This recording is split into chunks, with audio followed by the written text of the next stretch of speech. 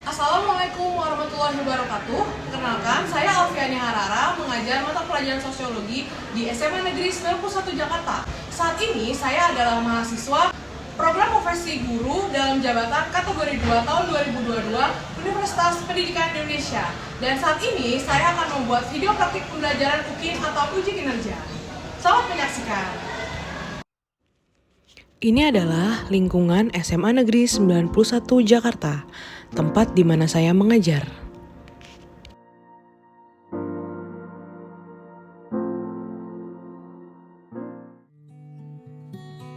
Pada praktik video mengajar uji kinerja, saya akan mengajar di kelas 10 IPS 3, materi pengendalian sosial, kurikulum 2013 menggunakan model pembelajaran Project Based Learning, yaitu membuat poster digital dengan berdiskusi kelompok.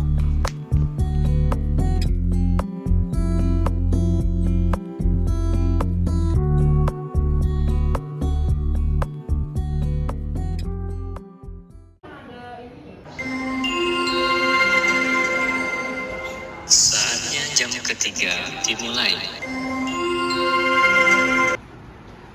Bersiap. Memberi salam.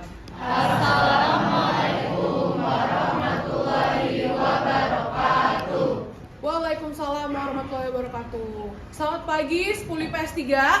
Pagi, Bu. Ya, apa kabar hari ini? Baik ya? Ya, alhamdulillah kalau semuanya dalam keadaan baik. Oke, sebelum kita memulai pembelajaran, untuk ketua kelas siapkan untuk berdoa ya. Bersiap. Sebelum kita memulai pelajaran hari ini, ada baiknya kita berdoa sesuai kepercayaan masing-masing. Berdoa dimulai. Selesai. Hari ini kelas 10 IPS 3, siapa yang tidak masuk? Andre ya? Oke, Andre kenapa? Sakit. Ya, ini yang hadir di kelas ada 34 siswa. Kita doakan ya, semoga Andre lekas diberi kesembuhan dan kesehatan sehingga esok dapat melakukan pembelajaran di kelas seperti kita. Anak, sekarang kita menyanyikan lagu Garuda Pancasila secara bersama-sama.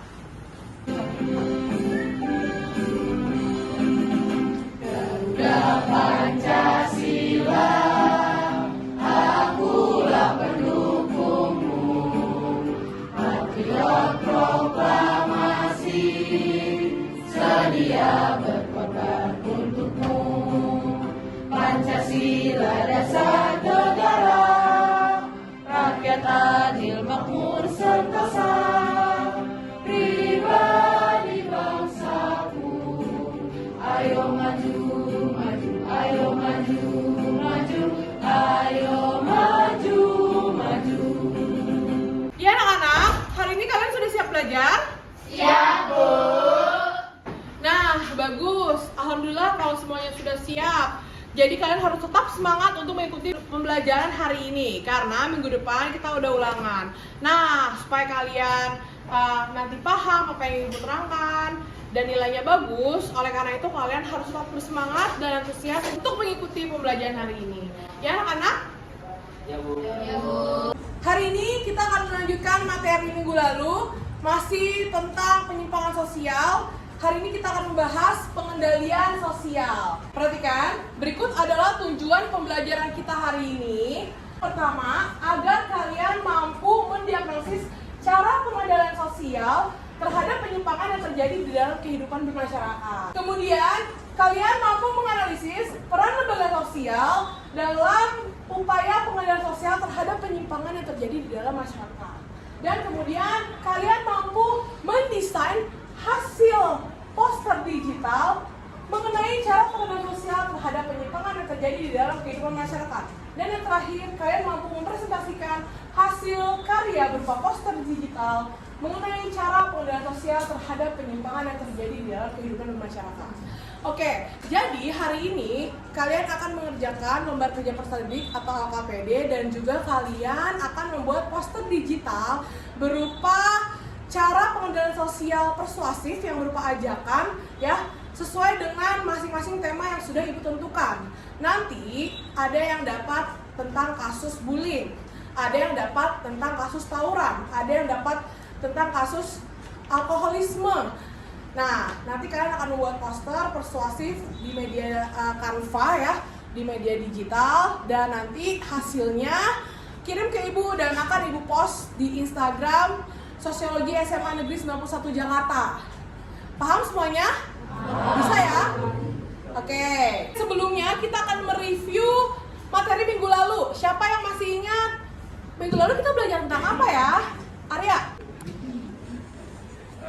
Minggu lalu kita membahas mengenai jenis-jenis dan faktor penyebab penyimpangan sosial. Dan dari jenis perilaku yang menyimpang sosial itu ada dua, yaitu primer dan sekunder. Oke, bagus. Tepuk tangan untuk Arya. Lalu kita sudah membahas mengenai jenis dan faktor penyebab penyimpangan sosial ya. Seperti kita tahu ya, penyimpangan sosial di masyarakat itu sangat banyak sekali, betul nggak? Penyimpangan sosial itu adalah tindakan atau perilaku yang tidak sesuai dengan nilai dan norma. Apa yang terjadi apabila masyarakat berperilaku menyimpang? Semua peraturan dilanggar ya. Percuma ada peraturan tapi dilanggar. Nah, untuk mengatasi atau untuk mengupayakan agar masyarakat dapat berperilaku sesuai dengan nilai dan norma dan tidak terjadi penyimpangan, kita perlu mempelajari tentang pengendalian sosial agar masyarakat selalu berperilaku sesuai dengan nilai dan norma. Mereka tahu konsekuensi apa yang akan dia terima apabila masyarakat melakukan penyimpangan sosial, dan juga sebagai upaya pencegahan bagaimana dampak terjadinya apabila mereka melakukan penyimpangan sosial. Nah, oleh karena itu perlu sekali pengendalian sosial untuk upaya mengatasi perilaku masyarakat yang berperilaku tidak sesuai dengan nilai dan norma.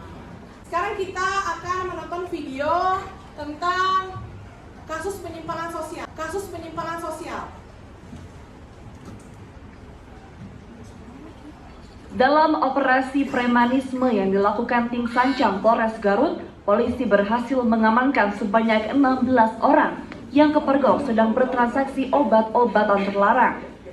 Dari jumlah tersebut, terdiri dari remaja pengangguran juga berstatus sebagai pelajar SMP dan SMA.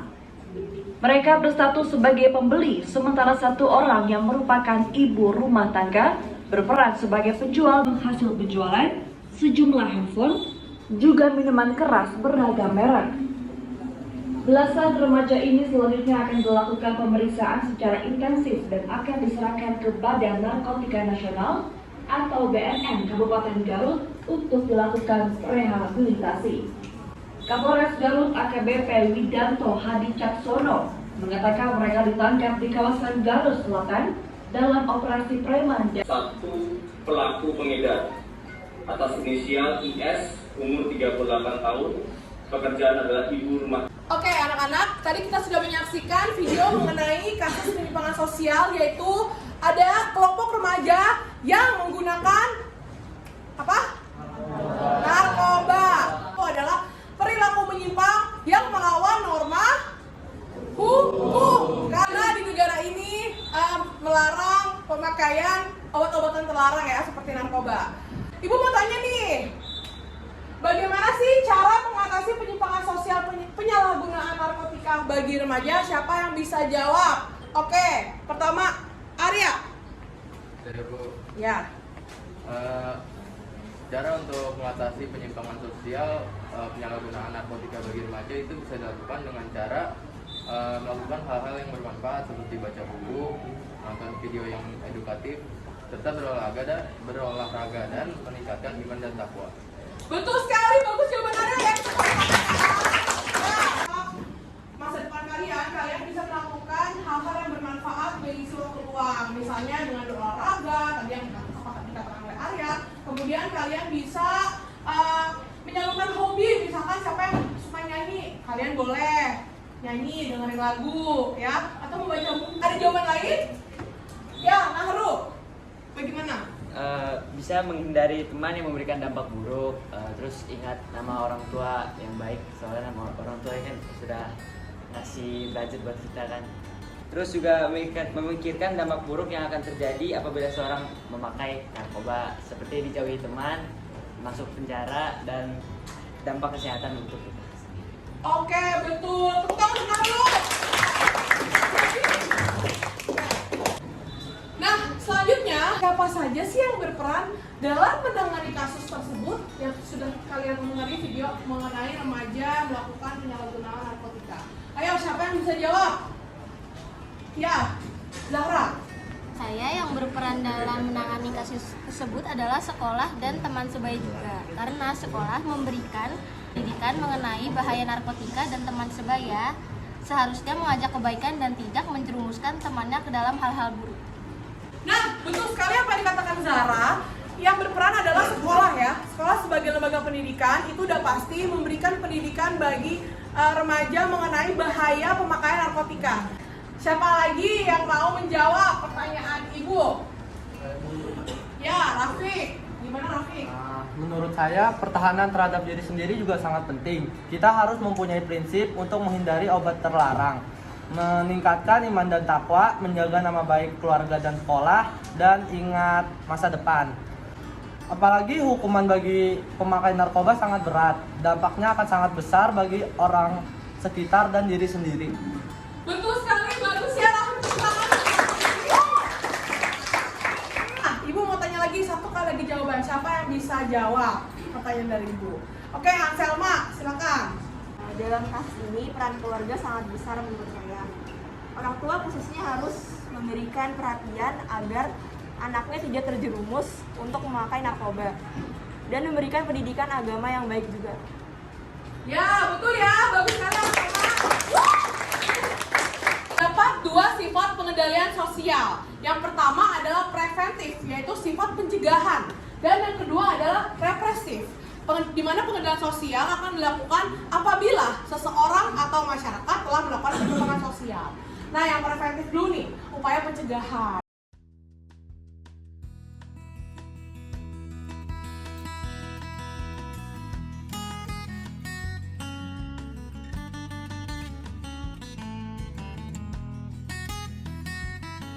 Ada hukuman pidana seperti yang sudah ditanyakan tadi.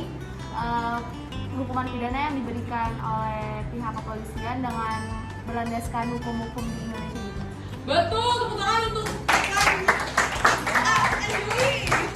berikut adalah cara pengendalian sosial. Jadi cara pengendalian sosial ini ada dua jenis, yaitu persuasif dan koersif. Di mana persuasif itu menggunakan cara ajakan, istilahnya cara yang baik-baik. Contoh, memotivasi kalian untuk selalu rajin belajar agar nilainya tidak turun. Nah, itu juga termasuk cara pengendalian sosial yang bersifat ajakan. Paham ya? Paham. Oke, sampai sini udah mau bertanya? Enggak? Oke, berarti udah oke.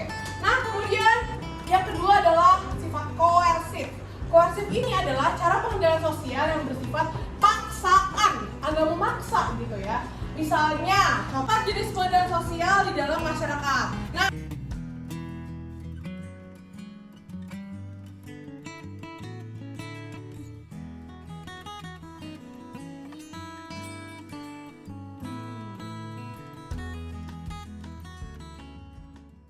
tadi kita sudah mempelajari tentang pengendalian sosial, ada cara, jenis, dan peran lembaga formal dan non formal dalam melakukan pengendalian sosial dalam masyarakat. Oke anak-anak, jadi Ibu akan membagikan LKPD atau lembar kerja peserta didik. Jadi LKPD ini nanti kalian akan kerjakan per kelompok ya. Kalian sudah Ibu bentuk kelompok, jadi satu kelompok ada 6 siswa. Kalian akan berdiskusi mengenai kasus penyimpangan sosial dan kalian memberikan solusi dari pengendalian sosial yang sudah dipelajari. Nah, di dalam LKPD ini ada barcode. Nanti kalian akan scan barcode. Di dalam barcode ini ada video mengenai kasus penyimpangan sosial, di mana kelompok 1 dan 2 itu dapat video tentang kenakalan remaja, yaitu alkoholisme. Kelompok 3 dan 4 akan dapat kasus mengenai cyberbullying. Nah, kelompok 5 dan 6 mendapatkan video kenakalan remaja tentang gangster.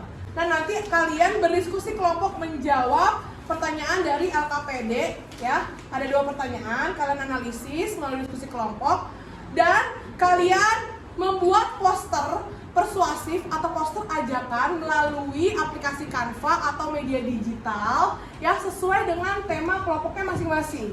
Waktu kalian untuk berdiskusi kelompok yaitu 30 menit. Untuk mengerjakan LKPD, secara berdiskusi kelompok kalian boleh melihat dari bahan ajar yang sudah Ibu bagikan atau buku paket ataupun sumber internet. Silakan kalian browsing dari handphone masing-masing, itu boleh sebagai acuan untuk mengisi analisis jawaban di LKPD. Paham semuanya ya? Kalau gitu sekarang Ibu akan membagikan LKPD.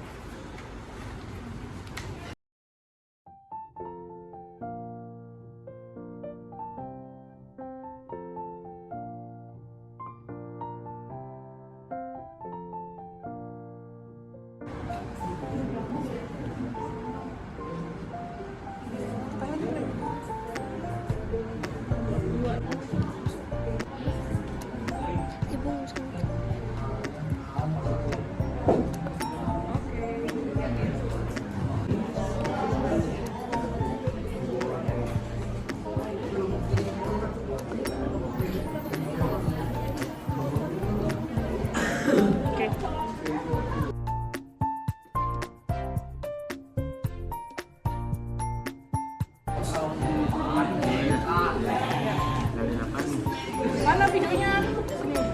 Nah. Bisa ya? Ini adalah bisa kan?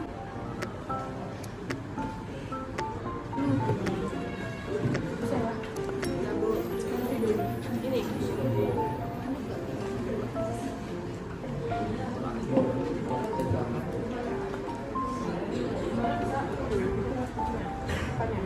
Tulis dong, tulis.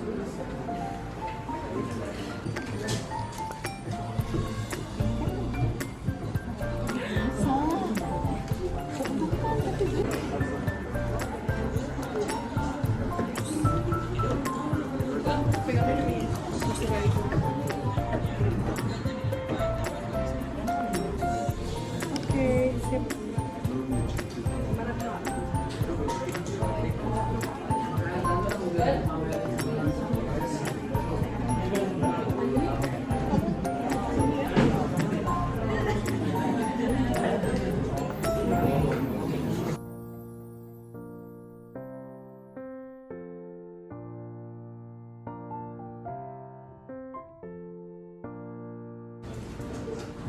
Oke anak-anak, kalau sudah selesai membuat posternya, silakan kirim ke WhatsApp Ibu. Nanti akan Ibu tayangkan di depan untuk presentasi. Dan juga nanti akan Ibu posting di Instagram @SMA Negeri 91 Jakarta. Beberapa kelompok sudah kirim ke Ibu ya. Kelompok 1 dan kelompok 3 sudah sampai posternya ke Ibu.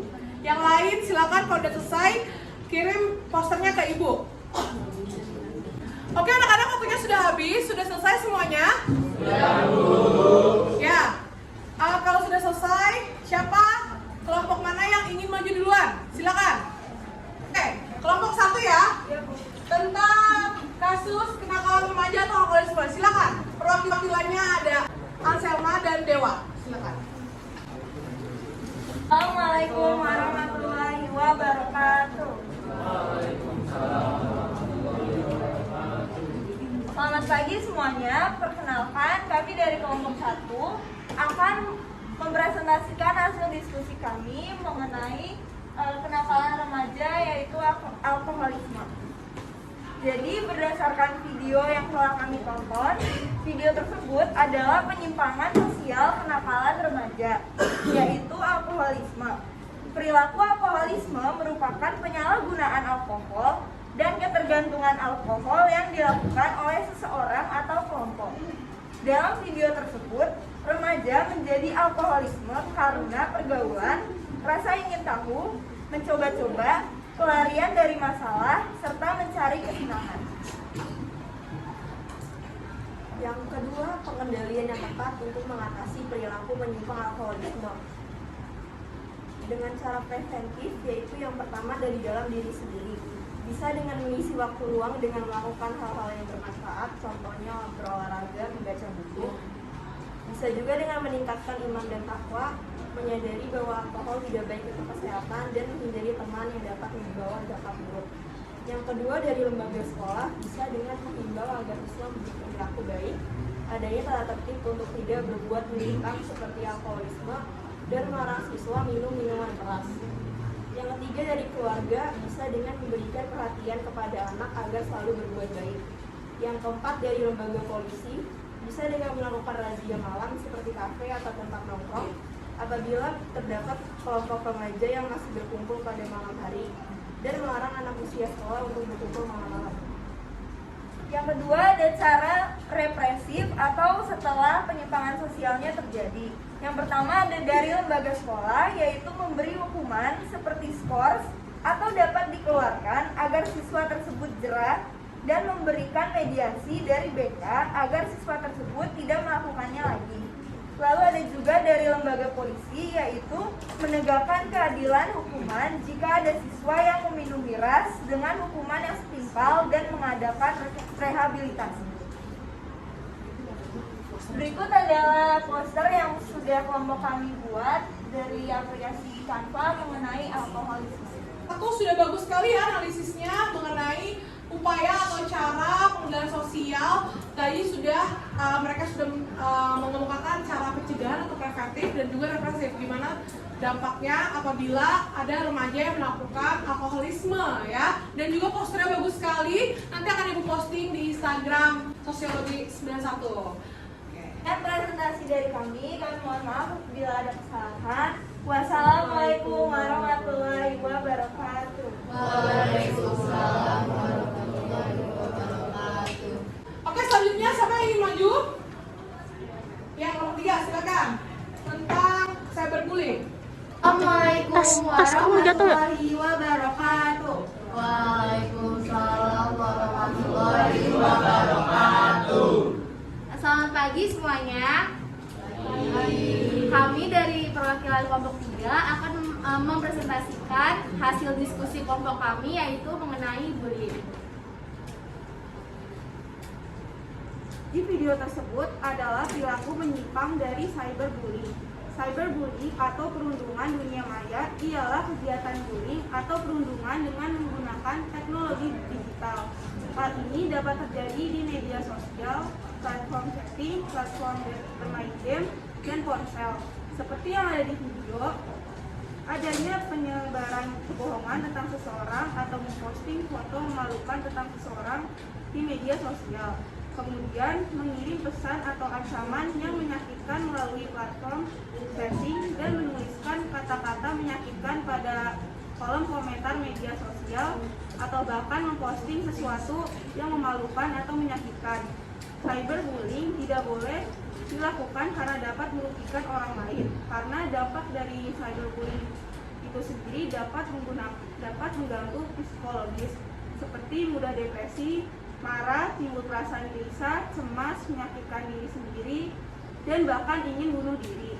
Kemudian dampak lainnya yaitu dampak sosial diri dari lingkungan sekitar dan kehilangan kepercayaan diri. Oke, selanjutnya ada cara mencegah, yaitu ajakan atau preventif dari perilaku cyberbullying ini. Yang pertama itu, pertimbangkan setiap postingan. Setiap postingan di media sosial bisa memancing keributan, bahkan perundungan. Oleh karena itu, sebaiknya kita selalu mempertimbangkan setiap konten yang akan kita bagikan di media sosial. Lalu yang kedua, jangan memulai ujaran kebencian. Tidak jarang tindakan cyberbullying diakibatkan oleh tindakan atau ucapan dari korban itu sendiri. Hal ini bisa terjadi apabila kita memberikan komentar buruk terhadap postingan seseorang, apalagi sampai menghina. Pasti akan ada orang yang tidak setuju dengan komentar kita tersebut. Lalu yang ketiga, ada jangan memposting informasi pribadi. Dalam cyberbullying, sering terjadi informasi pribadi mengenai objek atau bahan bully. Oleh karena itu, sebaiknya kita membagikan informasi yang kita tidak membagikan informasi yang bersifat pribadi kepada media sosial. Lalu yang keempat ada atur privasi akun. Platform media sosial juga sudah menyediakan fitur yang bisa di mana kita bisa mengelola privasi akun kita. Lalu selanjutnya yang kelima ada selektif dalam mengomentari isu. Seringkali seseorang menjadi korban bullying karena salah dalam mengomentari isu yang sedang beredar. Terkadang isu-isu di media sosial erat dengan kelompok-kelompok yang fanatik. Oleh karena itu, kita harus selektif dalam memilih isu sosial di media sosial juga. Lalu yang terakhir, tidak lupa kita juga harus meningkatkan iman dan takwa. Oke, selanjutnya ini ada poster yang kelompok kami buat. Ini juga mengenalkan beberapa jenis-jenis tipe bullying. Yaitu yang pertama, selain cyberbullying, yang pertama ada physical bullying. Yaitu pelaku menggunakan tindakan fisik untuk menindas target yang dijadikan korban. Lalu ada verbal bullying, social bullying, dan yang sudah kami presentasikan yaitu cyberbullying. Kemudian simpulan dari poster dan presentasi yang sudah kami buat yaitu agar kita bisa menghindari perilaku cyberbullying karena tindakan itu sangat tidak sesuai dengan norma-norma dan merugikan korban, orang sekitar, bahkan diri kita sendiri. Oke, tepuk tangan untuk kelompok 3, bagus sekali ya. Sudah melihat semua poster dan hasil analisis kalian, bagus-bagus, analisisnya sudah tepat, kalian sudah memahami bagaimana solusi dari perilaku menyimpang dengan menggunakan konsep pengendalian sosial ya. Kamu sudah menemukan cara pencegahan atau preventifnya seperti apa, kemudian cara represifnya ketika ada seseorang yang sudah melakukan penyimpangan sosial, kalian analisis. Sangat bagus sekali jawabannya, pertahankan ya. Ibu simpulkan bahwa kelas 10 IPS 3 sudah memahami konsep pengendalian sosial. Tepuk tangan untuk kita semua. Selanjutnya, silakan kalian kerjakan latihan soal. Ibu sudah bagikan link formnya ke grup WhatsApp kelas dan juga boleh scan barcode di depan ya. Kalian kerjakan latihan soalnya dan ada kalian isi pertanyaan yang berisikan bagaimana pengalaman kalian setelah mempelajari pengendalian sosial pada hari ini. Silakan kalian isi menurut pengalaman kalian masing-masing. Silakan.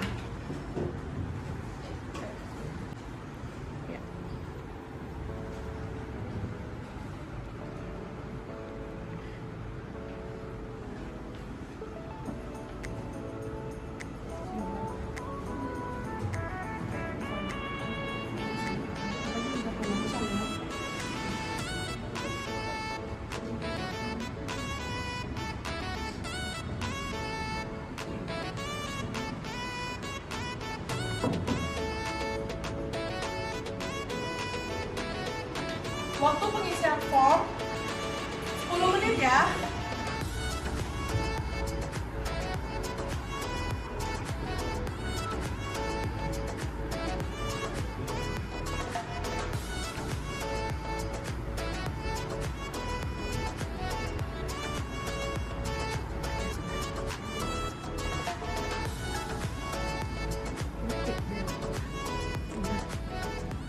Belum nutup loh. Oke, waktunya sudah habis ya. Ibu sudah menerima jawaban dari form kalian. Nah, setelah Ibu nanti akan posting hasil karya poster kalian, kalian bisa komentar di kolom komentar Instagram ya, pengalaman kalian belajar hari ini atau mengomentari atau mengkritik poster yang sudah teman-teman kalian buat. Bisa ya? Ya, setelah ini kalian bisa buka Instagram. Alhamdulillah, selesai pembelajaran kita hari ini. Sebelum Ibu tutup, ada yang bisa bantu Ibu untuk membuat kesimpulan? Saya Rani, Ibu. Jadi untuk kesimpulan hari ini itu yang udah Bu Alfi bahas itu mengenai pengendalian sosial. Jadi dari beberapa penjelasan Bu Alfi tadi sudah saya catat bahwa pengendalian sosial itu merupakan hal yang dilakukan oleh masyarakat yang berguna untuk menertibkan atau mengatur anggota yang ada di dalam lingkungan masyarakat tersebut agar tidak melakukan penyimpangan sosial. Lalu berikutnya, dalam pengendalian sosial pun terdapat dua sifat pengendaliannya, yaitu dengan cara preventif atau sebelum, dan juga represif atau sesudah. Dan ada dua cara, yaitu persuasif atau cara ajakan, dan juga koersif atau cara paksaan. Jadi kurang lebih itu yang saya catat dari semua yang materi Ibu jelaskan. Yang kurang lebihnya seperti itu, Bu. Oke, bagus sekali, benar. Tepuk tangan untuk Rania. Ya. Oke anak-anak, bagus sekali ya, hari ini kalian sudah melakukan diskusi kelompok dengan baik, terima kasih. Untuk pertemuan berikutnya, kita akan ulangan harian yang ketiga ya. Ya, untuk kisi-kisinya Ibu nanti akan share di GCR seperti biasa. Silakan kalian pelajari kisi-kisi dan materinya juga Ibu share di GCR. Jelas semuanya? Sampai sini ada mau bertanya? Tidak. Oke, kalau gitu alhamdulillah, terima kasih anak-anak sudah mengikuti diskusi dengan baik. Mohon maaf apabila ada kekurangan. Wassalamualaikum warahmatullahi wabarakatuh.